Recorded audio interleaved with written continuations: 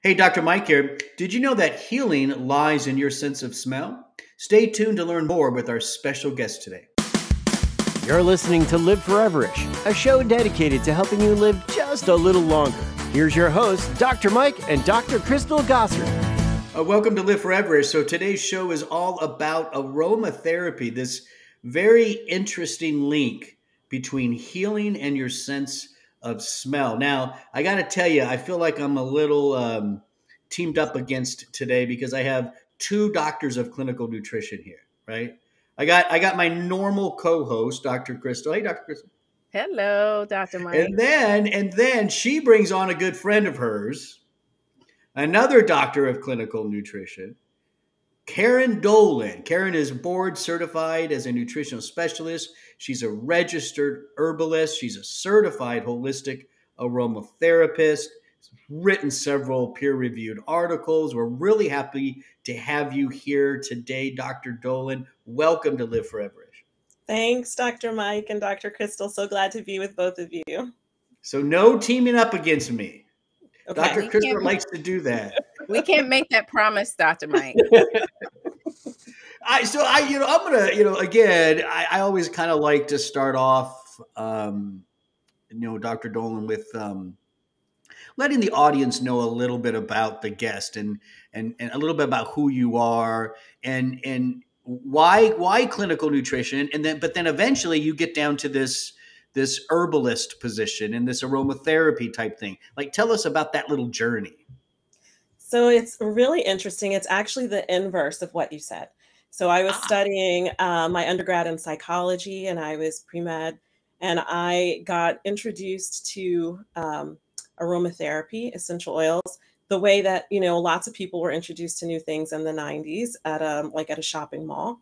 And when I found these, I was like, these are really cool. What, you mean that one of those kiosk spots? In the middle of the mall?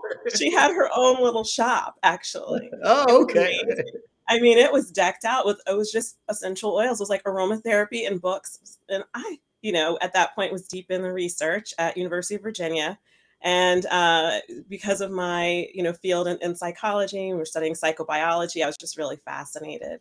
So that's how I got into aromatherapy, which then led me into herbalism, which then led me into clinical nutrition. So it all just kind of flowed from there. So that's the path. That's really cool. So do you spend then most of your time with aromatherapy now? Or are you more involved with the clinical nutrition part of your doctorate?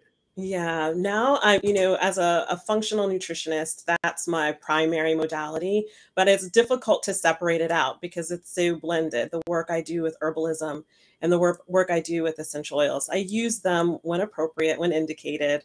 But I have such a much larger tool chest now than I did, in the beginning. I know Dr. Crystal can't wait to jump in here. I can't wait to jump in. And I have been trying to, Dr. Mike knows, I have been talking about you for probably a year now. We have to have her on because I can remember having conversations with you and you just shedding light to essential oils, how people use them, how people are using them maybe the wrong way. And it's such a big thing. And I'm personally into it. I actually have, I don't know if you all, I know those of you listening can't see, but I keep a diffuser on my desk. And you have one at work too. I have one at work. Yeah. Yes, I've seen it. I've enjoyed it. No, she has everything over in that corner of her little world at work. I mean, diffusers, all kinds of nutrition bars. I don't know. She has like a little kitchen. Right. So it has taken off. I mean, much more so than how it was in the 90s. Now, I mean, you're finding them everywhere. You can go in any store and you'll find these oils. And I've seen single oils, oil blends. Now there's so many claims to support different aspects of health. And so I just want broadly your opinion. What can we say? What kind of claims can we make about these oils? What's valid? And which ones would you say are just a reach? They're a stretch. That's such an interesting question, because we could actually apply the same question to, our nutritional supplements or herbs, right? The answer is like, it depends. It depends on what it is that we're specifically looking for. With essential oils, what I find is that people tend to either go on one far end of the spectrum to say that they're just completely, it's just kind of witchcraft, it doesn't really do anything. And then to the other end where it's like, this is going to make you grow 3 inches, right? So these end of the spectrum, I would say, let's come to the middle, right? So if anyone tells you that by dropping certain essential oils on your spine, you're going to cure your scoliosis, I would say that is something that you should be very concerned about. But if anyone tells you that essential oils, they just don't do anything at all, that's someone that probably isn't into the literature, hasn't gotten into the research, and doesn't realize that essential oils, several were still in our U.S. dispensatory back in 1960 for various therapeutic actions. So, there are things we can do. Do you want So to ask? what is the best way to use them? Because I see people using them topically. I personally use them in my diffuser to, in the air. And I also see people now putting it in their water, and they're drinking these essential oils. So I mean, when I tell you the application is also a little confusing. So that's really, really an important point. So essential oils are, if you consider what they are, essentially this is like the plant's immune system, right? The volatile oils. Also maybe ways of attracting, us or pollinators or things like that. They're extremely potent. And because of that, they're present in the plant in very small amounts. So that means that we have to use a lot of plant material in order to produce essential oils, one of those little bottles. Now I share that because if you then take it and you're using it that in drops, just like in your food or in your water, then you can very easily get much more than is appropriate for your body. It can, also it can be damaging to the lining of your digestive tract, especially in your throat, your esophagus. So if you're going to use essentials there, now that's not to say they can never be used, right? So, think of Altoids, the curiously strong mint, right? Using peppermint oil, right? So if you have very small amounts, maybe one drop on occasion, you might find them in honey or in some supplements that might be used for digestive distress or anxiety. So there are certainly ways that one can take them. The safest way, if you're not trained and you're not, especially if you're on other medications or anything like that, would be diffusing your essential oils, just like you're doing. So using it in an diffuser on your desk or even a drop on a tissue. However, that's going to be more for kind of psychological support. That's really going straight to the limbic system. You're really kind of providing support to your parasympathetic nervous system that way. Whereas if you're going to use it topically, then you can find ways that can be therapeutic for some pain, for like as an analgesic, or for some various skin issues. They're very potent antimicrobials, right? So those are ways that essential oils might be used as long as they're properly diluted. Always, always, always properly. You only need a tiny little bit. I think the same thing applies to essential oils as supplements. Is the question of how do I know I'm buying a good one, right? How do I know I'm buying a quality essential oil? We have different ways of judging that on the supplement side of things. What do you suggest for a consumer who's interested in this? Maybe just getting into essential oils. What should they look for? Are there any red flags? Don't buy that one. Any advice for a consumer? So I think if a consumer is looking for essential oils to do, for a specific therapeutic support, right? Maybe something they've read or something that was recommended to them, then, it's important that your source, wherever you're getting your essential oil from, can tell you the botanical name of what's in the bottle. It doesn't just say eucalyptus, right? That it'll tell you it's, a globulus or a polybractea or something like that. Also, you want to know the country of origin. You want to know how was the essential oil extracted. So that should be on the bottle. It should tell you steam distilled or cold pressed or something like that. Generally, you also want to consider, where it's from. So if someone is just growing it in a pot in their backyard, it's not going to have the same therapeutic support or the same properties as something that's wild, that's cultivated from a part of the world where we're used to kind of actually purchasing those essential oils and what the data has been based on. So you want to just have that in mind. If you go into Whole Foods or one of these places, you might find Now or Acacia or these different places. Those are very easy. There are also plenty of reputable suppliers that are very ethical.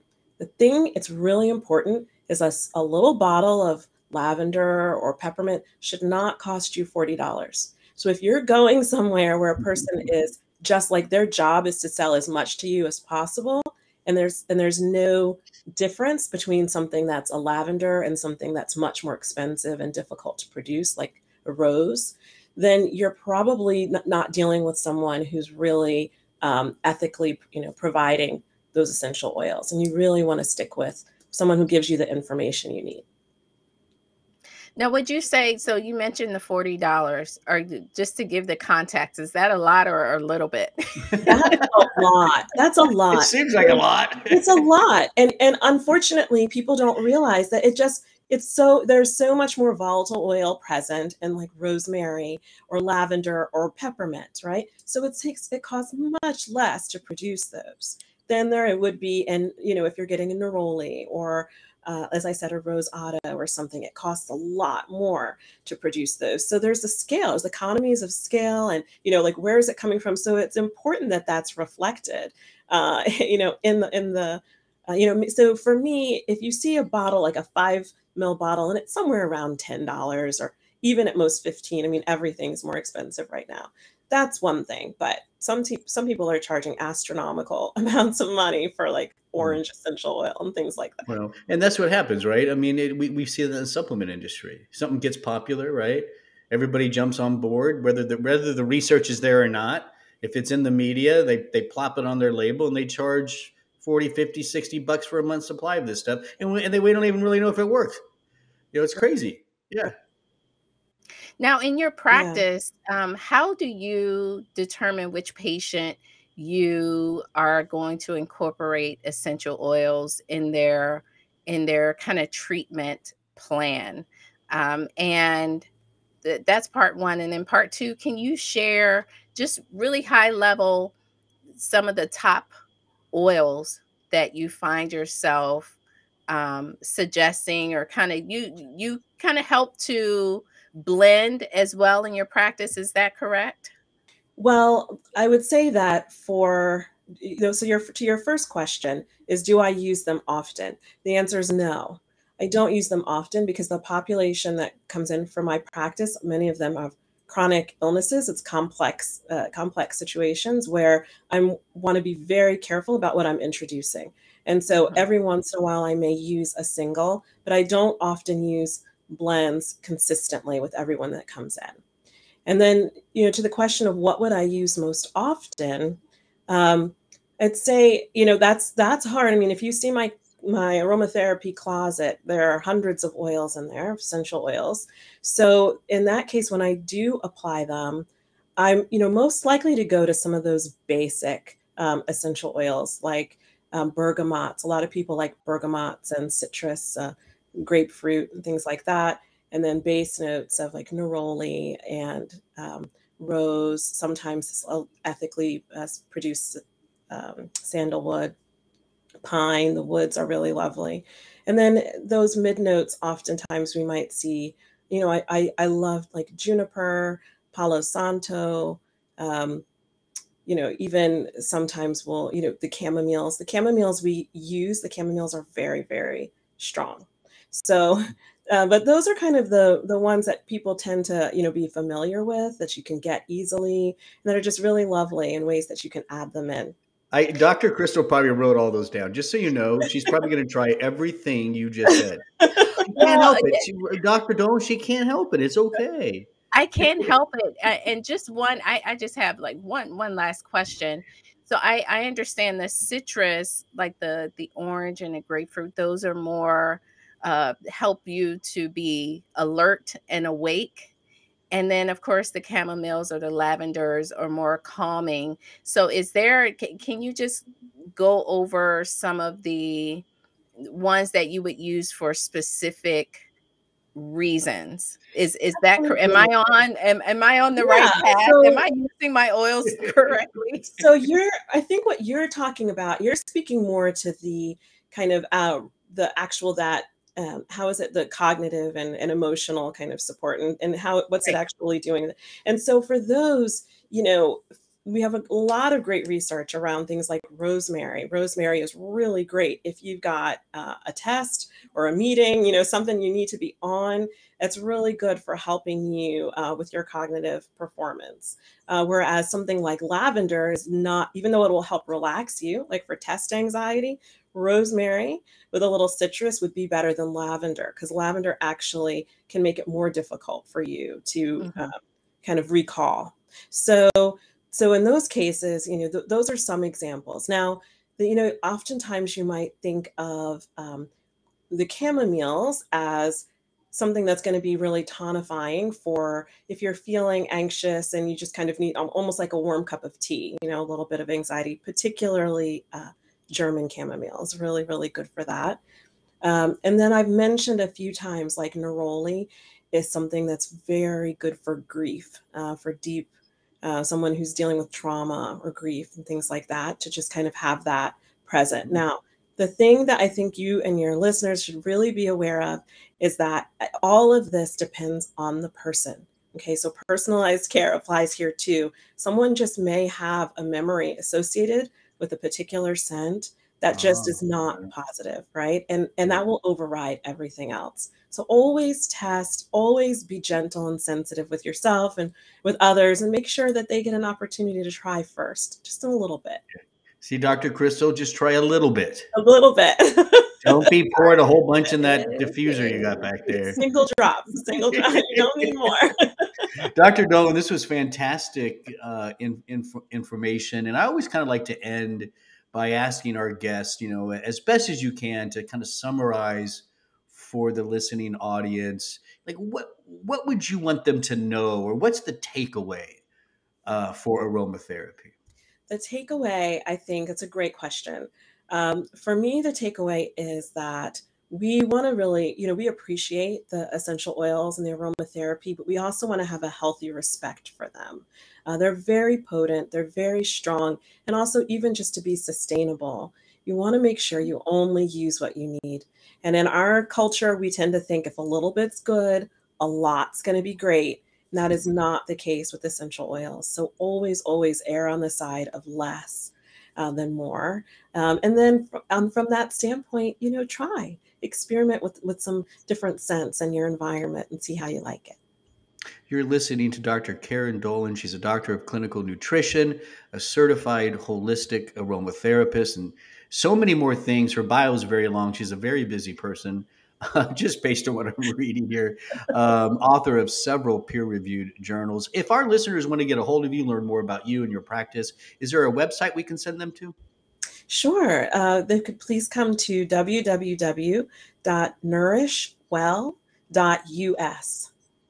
Awesome. Thank you so much for joining us today. You're listening to Live Foreverish. Don't forget, you can go to liveforeverish.com. And right there on that page is a ton of other podcasts that you can download, you can listen to, you can like, share, and subscribe so you never miss a show. That's liveforeverish.com. I'm Dr. Mike. Thanks for listening.